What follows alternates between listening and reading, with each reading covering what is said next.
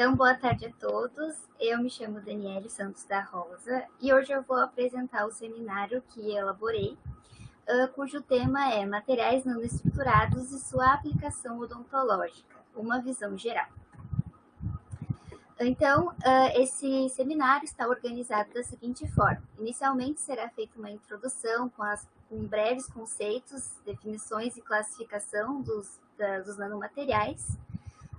Em seguida, será apresentados tópicos como por que usar a nanotecnologia em odontologia, os métodos de síntese de nanopartículas, os métodos de estabilização mais comumente reportados, os mecanismos de ação das nanopartículas no sistema oral, as aplicações odontológicas de algumas nanopartículas, as limitações relacionadas ao uso dos materiais nanoestruturados na odontologia e, por fim, trabalhos reportados, dois exemplos de trabalhos reportados e as considerações finais.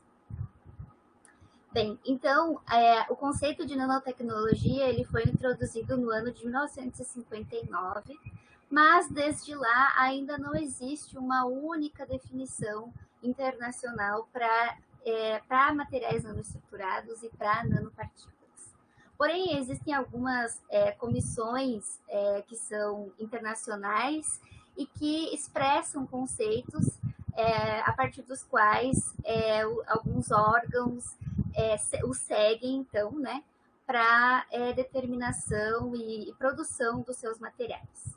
A ISO, então, ela dá uma definição mais geral, que é de que materiais nanoestruturados, nanopartículas, são materiais com qualquer dimensão externa em nanoscala ou com estrutura de superfície interna em nanoscala.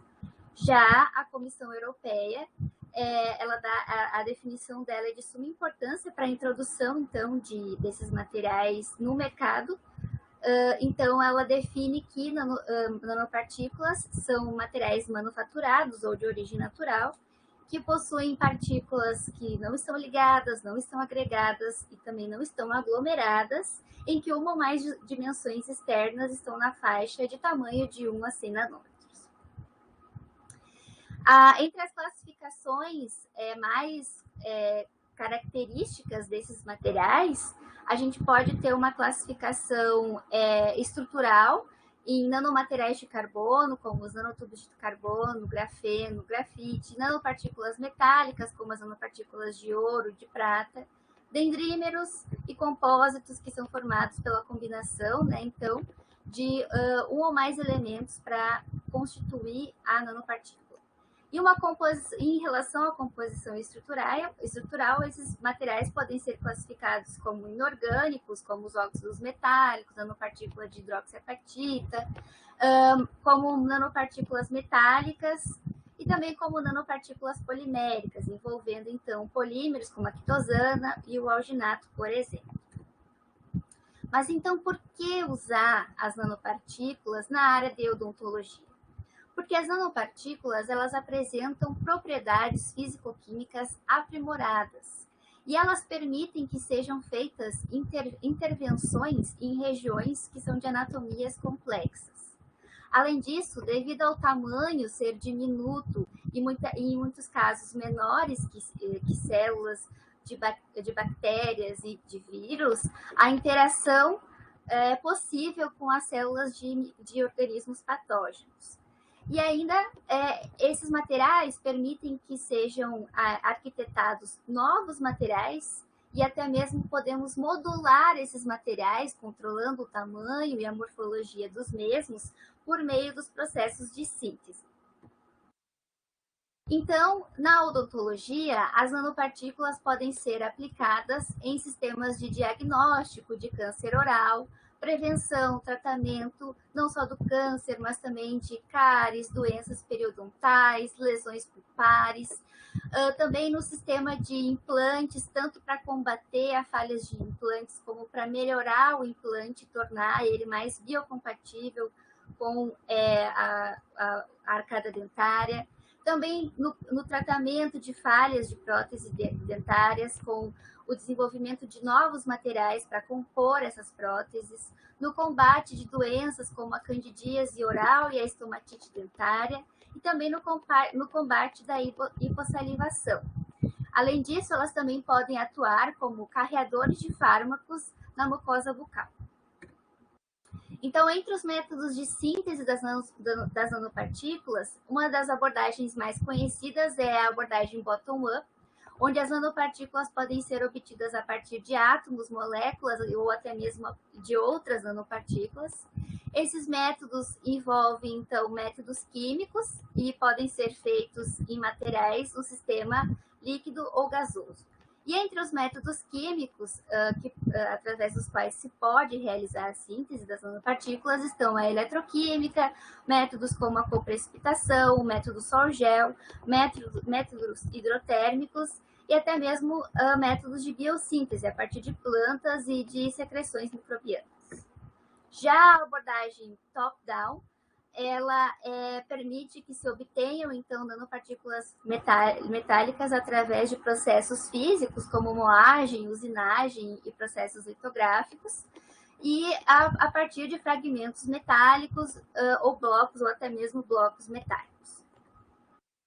Um desafio muito grande com relação ao uso e à síntese das nanopartículas é, então, a estabilização desses sistemas. Então, devido ao tamanho diminuto das nanopartículas, há um aumento da energia livre, e aí, em função desse aumento de energia livre, o sistema tende a coalescer para que a energia diminua. Então, para impedir que as nanopartículas coalesçam, são empregados métodos de estabilização através de agentes estabilizadores. Então, se pode realizar a estabilização eletrostática e também a estabilização estérea. A eletrostática é através de inserindo-se cargas na superfície das nanopartículas, o que faz com que elas não coalesçam devido a processos de repulsão eletrostática. E também o processo de estabilização estérea é inserindo-se na superfície das nanopartículas cadeias poliméricas ou de surfactantes. Então, aqui tem alguns exemplos. No caso da nanopartícula de ouro, é estabilizada pelo citrato de sódio, e aqui a nanopartícula de ouro estabilizada pelas cadeias da quitosana. Então, qual é o principal mecanismo de ação das nanopartículas no sistema oral? Ainda existem muitas discussões acerca de elucidar, então, quais são os possíveis mecanismos pelos quais as nanopartículas atuam, até porque o principal efeito que é estudado e usado, é o efeito antimicrobiano que esses sistemas possuem. Então, acredita-se que o principal mecanismo de ação das nanopartículas seja por uma interação eletrostática entre a carga positiva de nanopartículas e a célula bacteriana presente no biofilme que se deposita na superfície do dente, depois que ocorre essa interação eletrostática, a nanopartícula se adsorve à parede celular, e isso faz com que ocorra um aumento da permeabilidade na mesma, e a partir daí ocorre, então, produção de espécies reativas de oxigênio. Por conseguinte, ocorre a ruptura da membrana da célula e a liberação dos componentes da célula. Então, isso leva à morte do micro-organismo causador, por exemplo, de cáries dentárias. Então, com relação ao combate à cárie, as nanopartículas, agora eu vou explicar como que as nanopartículas podem atuar. Então, a cárie é uma doença bucal mais prevalente na população mundial. Ela é resultado da colonização microbiana da superfície dentária, se dá pela formação de biofilmes de bactérias de diferentes espécies, e essas bactérias acabam ocasionando o metabolismo do açúcar e gerando metabólitos ácidos, que vão causar a redução do pH oral e a desmineralização dos dentes pela diminuição do flúor e também de íons como cálcio e fosfato. Então, para combater a cárie dentária, é preciso, então, aumentar a quantidade de flúor nos dentes. Para isso, é muito utilizada essas nanopartículas de fluoreto de cálcio, mas devido a algumas limitações em relação a elas, como o tempo de permanência na cavidade oral, já foram desenvolvidos outros sistemas, envolvendo nanopartículas de quitosana, nanopartículas de óxido de titânio e nanopartículas envolvendo polímeros e a hidroxiapatita. Existem estudos, inclusive, que utilizam, que já estão realizando processos in vitro para testar cremes dentais, né, de hidroxiapatita, para combater, então, a cárie dentária. No combate a doenças como a periimplantite e as falhas de implante, a gente sabe que hoje em dia os implantes são a chave, né, o ouro para aquelas pessoas que não possuem dente, que por algum motivo perderam dentes, e se ainda possuem arcada óssea, tem a possibilidade de ter o dente com o uso de um implante. Então, a periimplantite, ela é uma das causas mais comuns de perda de implante. Ela é causada por um biofilme microbiano que se deposita ao redor da superfície do implante. E com o tempo, e devido à gravidade com que essa infecção vai se tornando, ocorre, então, a perda do implante. Aqui existem uma série de nanopartículas que já são utilizadas para combater esse tipo de falha, e também, não só isso, são utilizados já testes de hidrogéis termossensíveis, pastas de implantes, para que o implante possa se tornar mais biocompatível, para que possa ocorrer a osteointegração do implante com a arcada óssea dentária, e também, com relação às infecções causadas pela implantite, as nanopartículas podem levar, então, podem ser carregadas com fármacos como antibióticos para combater essas infecções microbianas. Com relação ao câncer oral, nós sabemos que essa é uma doença que atinge cerca de 500 milhões de pessoas no mundo, e o tratamento para essa doença é desafiador devido a diagnósticos tardios, o alto risco de invasão e a metástases rápidas. Esses são os principais fármacos usados como agentes quimioterápicos para o combate ao câncer oral.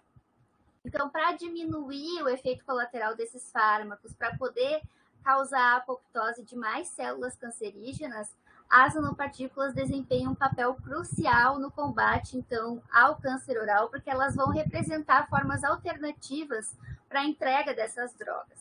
E não só isso, elas também vão funcionar, vão operar em sistemas de diagnóstico, como em sistemas de microscopia eletrônica de varredura óssea, e ensaios de ELISA, e em espectroscopia Raman de superfície aprimorada, e também como imunossensor eletroquímico, para detectar essas doenças, para conseguir localizar os tumores e fazer, então, o tratamento terapêutico mais adequado e sem produção de graves efeitos colaterais adversos.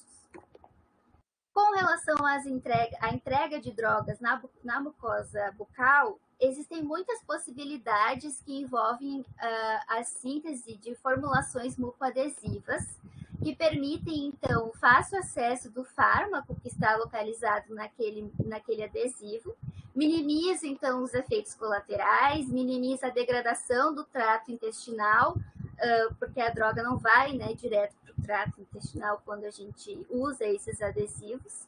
A ação do fármaco se torna mais rápida, porque uma vez que ele é inserido na mucosa bucal, ocorre a absorção do mesmo pelos vasos sanguíneos. Mas existem limitações ainda no emprego das nanopartículas nessa parte de entrega de drogas, né? Que reside no tempo em que essa droga pode permanecer ali na mucosa, e também o fato de limitações relacionadas à localização, né? Você inserir um adesivo que consiga liberar aquela nanopartícula e a nanopartícula vá diretamente para a região onde está precisando de tratamento. Então, nesse sentido, nanopartículas de quitosana, de lipídios sólidos, nanopartículas poliméricas e a nanopartícula do PLGA têm sido muito utilizadas porque elas aumentam a solubilidade do medicamento, elas proporcionam maiores taxas de dissolução do medicamento. Além disso, elas protegem o medicamento dos fluidos biológicos, proporcionam maior tempo de permanência desses medicamentos e elas podem ser utilizadas, podem ser produzidas na forma de filmes mucoadesivos e de géis. Mas existem limitações ainda associadas ao uso das nanopartículas na odontologia. Né? Limitações essas que estão relacionadas à toxicidade de algumas nanopartículas, as complexas interações com os sistemas biológicos, que uma vez que ainda não são muito elucidadas, limitam o uso dessas nanopartículas.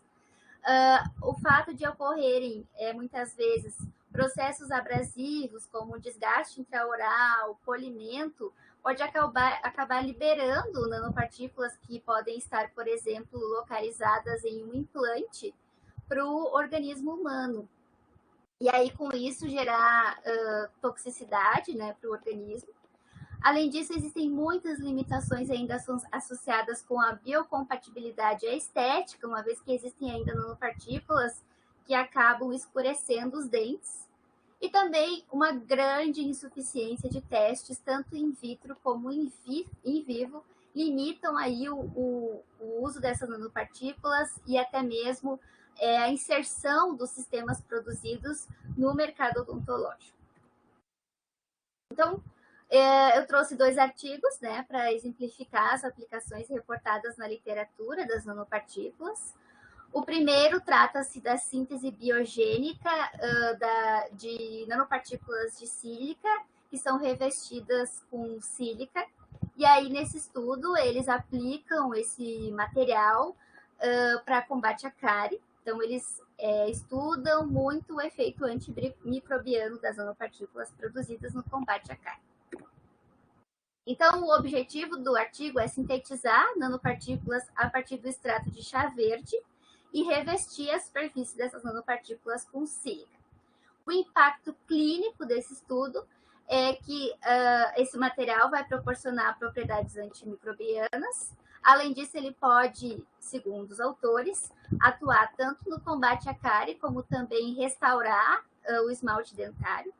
Não compromete a estética, previne as cáries e, segundo eles, é um biomaterial interativo. Então, a síntese das nanopartículas de prata inicia com a dissolução do chá comercial em água. Eles fazem, então, uma filtração do extrato e depois eles misturam esse extrato do chá com nitrato de prata, que vai ser o precursor metálico. Após, eles fizeram um ajuste do pH com hidróxido de sódio, agitaram e centrifugaram a suspensão e depois realizaram a lavagem e a liofilização do precipitado. Então, aqui está o precipitado de nanopartículas de prata que eles obtiveram. Mas aí, devido à cor, né, desse produto, que pode, então, inviabilizar esteticamente o uso dele, devido ao fato de que ele pode escurecer os dentes, né, eles fizeram, então, a remoção dos compostos fitoquímicos orgânicos, lavaram o material com etanol, depois fizeram a suspensão das nanopartículas de prata em citrato de sódio, depois modificaram a superfície das nanopartículas com tetraetiortosilicato, o TEOS. Por fim, fizeram um tratamento com hidróxido de sódio e etanol. E aqui está o produto obtido, então, as nanopartículas já funcionalizadas com sílica e a cor do material obtido é clara, como os autores queriam. Então, eles realizaram uma série de testes biológicos. O primeiro foi o teste de atividade antibacteriana. Ambos os materiais, em diferentes concentrações, foram submetidos ao ensaio imunoenzimático ELISA. Esses materiais foram colocados em contato, então, com essa bactéria, que é muito comum na causa de cáries dentárias. E o ensaio foi feito, então, com medidas com cálculos e medidas e avaliação da concentração inibitória mínima que cada um desses materiais produziram em relação ao micro-organismo estudado. Depois eles também fizeram um estudo de formação do biofilme oral. Aqui eles utilizaram amostras de saliva humana, então eles ressaltaram que esses protocolos foram aprovados pelo Comitê de Ética. Então a saliva humana, ela passou por um tratamento, depois ela foi transferida para esses recipientes em formato U, e aí nesses recipientes, então, foi adicionado o micro-organismo e o material de nanopartículas de prata revestido com sílica. Depois eles fizeram, então, o material ficou em contato com a bactéria por algumas horas e depois foram feitas medidas de absorvância. O ensaio de citotoxicidade também é aprovado pelo Comitê de Ética. Eles extraíram fibroblastos da polpa dentária de dentes humanos saudáveis. E aí depois esses fibroblastos foram colocados em contato, então, com esses materiais para avaliar a citotoxicidade dos mesmos para as células humanas. E aí, a partir disso, eles fizeram medidas de densidade óptica. Então, aqui eles apresentaram um difratograma de raio-x, onde eles puderam, então, comprovar, né, a presença da prata pelos picos característicos da prata, nesses valores de 2θ. Eles ressaltaram que na região entre 5 e 15 graus, a característica, né, da região amorfa, que só aparece, então, para o material contendo a sílica. E através da equação de Scherrer, eles conseguiram determinar o tamanho de cristalito, que para o material de nanopartículas de prata extraídas do chá, foi de 2,17 nanômetros, e depois, com elas já modificadas com a sílica, o tamanho ficou em 5,75 nanômetros. Aqui eles mostraram os resultados de espectroscopia com dispersão em energia, onde eles puderam avaliar a composição elementar do material, né? Então, eles destacaram que os pontos roxos são relacionados aos átomos de prata, que os pontos amarelos representam os átomos de silício e que os pontos verdes representam os átomos de oxigênio. Aqui na microscopia eletrônica de transmissão, eles afirmam, então, né, que é possível observar que as nanopartículas possuem formato esférico, né, e que também há um baixo grau de agregação dessas nanopartículas. E através da contagem, então, das nanopartículas em todas essas imagens, resultou, então, para as nanopartículas antes do revestimento, um tamanho de 10,64 e após o revestimento de 11,13. Então, a quantidade de sílica utilizada foi pequena, por isso não houve, então, tanta interferência do revestimento no tamanho das nanopartículas. Então, com relação aos resultados da atividade antibacteriana, né, o material das nanopartículas antes do revestimento apresentou um valor de MIC de 100 microgramas por ml, e o material de nanopartículas de prata revestidas com a sílica apresentou um valor de 600 microgramas por ml. Eles ressaltam que, segundo eles, esse é o primeiro trabalho que reporta o uso dessas nanopartículas de prata revestidas com sílica na atividade antibacteriana da bactéria que eles estudaram, e que é o primeiro trabalho a obter um valor como esse. E, segundo a literatura, o valor pode variar conforme o tamanho da nanopartícula, né? E em trabalhos já reportados, que eles observaram, já foi observado, então, um valor de 4,9 microgramas por ml em um ensaio padrão, e também em amostras clínicas já foi observado o valor de 321 microgramas por ml. Então, o material deles conseguiu atingir o maior número de micro-organismos. Com relação à formação do biofilme oral, eles observaram que com a concentração desse material em 400 microgramas por ml, houve uma redução de 28% na atividade metabólica do filme da bactéria, e com 600 e 800 microgramas por ml, eles atingiram uma redução de 44%. Então, o que se sabe é que quanto maior a concentração do material com a atividade antibacteriana, maior é o combate ao biofilme. Mas aqui eles demonstraram que eles podem usar até mesmo uma concentração inferior, que eles vão obter um ótimo resultado, então, para o combate de formação desses biofilmes. Então, aqui eles destacam que as nanopartículas de prata têm essa potencial atividade antimicrobiana, que o material que eles desenvolveram tem uma cor aceitável e, por isso, ele é promissor para ser aplicado, então, no tratamento e combate à cárie. Com relação aos ensaios de toxicidade, eles mediram, então, o percentual de viabilidade celular. Aqui eles colocaram em contato, então, com os fibroblastos diferentes concentrações dos materiais que eles estudaram, que eles desenvolveram, perdão.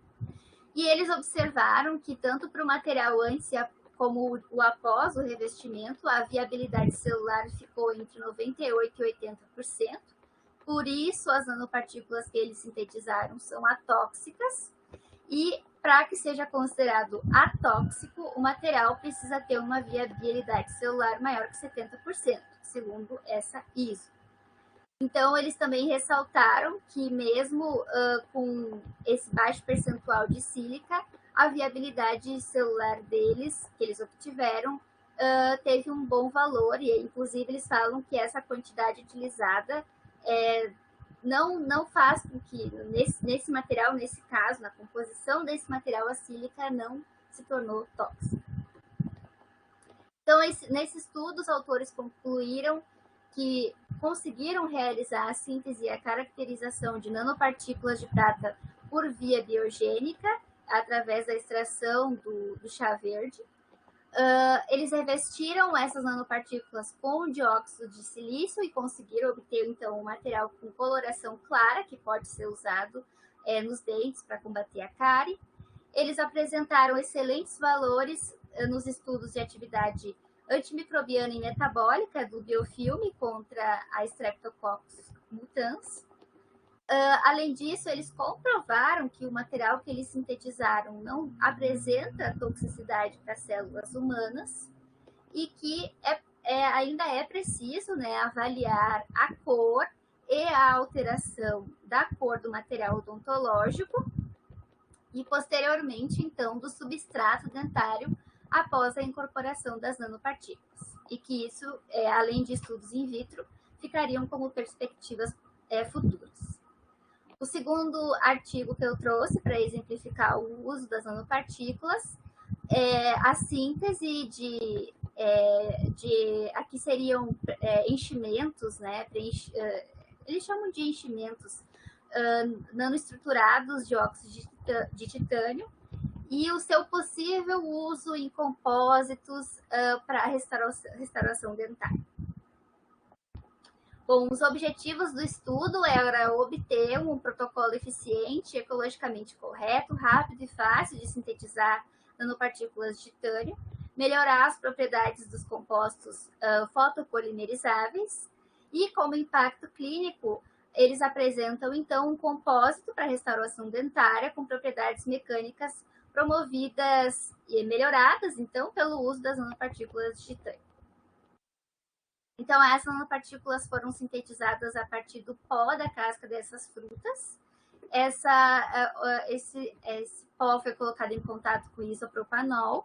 Eles levaram a um sintetizador de micro-ondas de vaso ou recipientes aberto, realizaram o ajuste do pH, depois adicionaram o precursor metálico, que foi o isopropóxito de titânio, levaram ao micro-ondas agora em vasos fechados, realizaram, então, a reação e depois o material foi calcinado e nomeado como GTiO2-NPS. Depois eles fizeram uma modificação da superfície, eles também revestiram a superfície das nanopartículas, colocaram, então, a dispersão em xileno, depois eles adicionaram o APTS, o aminopropiltretoxilano, e aí, depois de 5 horas, o material foi centrifugado, lavado e seco e nomeado, então, como APTMS Modified GTiO2. Por fim, para poder utilizar o material, então, na polimerização, juntamente com outros monômeros para produzir o compósito, eles colocaram o material em contato com o GMA, depois que ele foi suspenso em THF. Então, depois de processos de refluxo, centrifugação e secagem, esse foi o material obtido.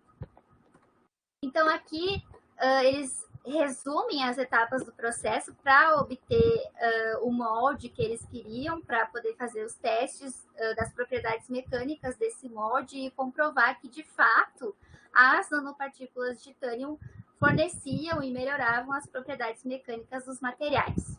Então, eles colocaram em contato com outros monômeros, com o fotoiniciador, que foi a canforquinona, e com outras resinas de matrizes poliméricas. Na difração de raio-x, obtida para ambos os materiais, eles justificaram que nesses valores de 2θ foi comprovado a fase anatase do óxido de titânio. Eles também afirmam que, pela ausência de outros picos, não houve interferência do grupo silano, e pela equação de Scherrer, eles calcularam o tamanho dos cristalitos, que para o material GTiO2-NPS foi de 30,09 e para o material já modificado com a PTS foi de 40,73. Eles fizeram uma análise de microscopia eletrônica de varredura, onde eles puderam observar a presença de nanopartículas esféricas. Também eles falam que o material, então, se constitui de nano e micropartículas, que há a agregação das nanopartículas devido a interações por forças de Van der Waals entre elas, e que o tamanho das partículas que eles obtiveram, então, medindo, né, aqui pela imagem de microscopia eletrônica de varredura, ficou entre 3 a 1 nanômetros. Então, aqui eles fizeram imagens de microscopia de transmissão, onde eles puderam mostrar que, de fato, as nanopartículas estão altamente agregadas, mas que depois que elas são modificadas com a PTS, diminui a agregação das mesmas. Então, eles concluíram que foi possível sintetizar nanopartículas de óxido de titânio e que essas, através de uma síntese rápida, pelo processo de micro-ondas, eles falam que foi uma síntese verde, porque eles utilizaram o pó da casca de frutas, e que eles obtiveram uma mistura de nanopartículas e de micropartículas, que eles puderam controlar parâmetros como temperatura e pressão, que o processo foi rápido, que eles puderam ter um controle do tamanho das nanopartículas, e que os nanohíbridos de óxido de titânio puderam ser utilizados como preenchimentos eficazes para materiais compósitos. Eles não apresentaram testes de estudos, né, testes microbiológicos, mas eles afirmam, então, que eles melhoraram as propriedades físicas das resinas e que a natureza antimicrobiana, hidrofílica e autolimpante das nanopartículas de óxido de titânio torna esse material biocompatível.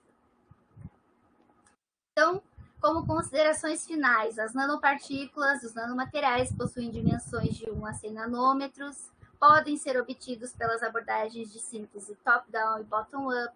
É preciso, então, ter um cuidado com a estabilização dessas nanopartículas para que se mantenha o tamanho nanométrico das mesmas e consiga-se realizar a aplicação desejada. Vimos que elas podem ser aplicadas no diagnóstico odontológico, na odontologia preventiva, como próteses dentárias, como implantes, e elas ainda podem ser utilizadas como na administração de drogas ortodônticas, mas ainda são necessários muitos estudos in vitro e in vivo e ainda existem muitas limitações a serem vencidas. Mas o fato é que o potencial de aplicação dessas nanopartículas na odontologia é vasto, é enorme e já é comprovado. Então, essas foram as referências que eu utilizei para desenvolver essa apresentação. Eu me coloco à disposição para dúvidas e esclarecimentos e agradeço gentilmente a atenção de todos vocês. Muito obrigada.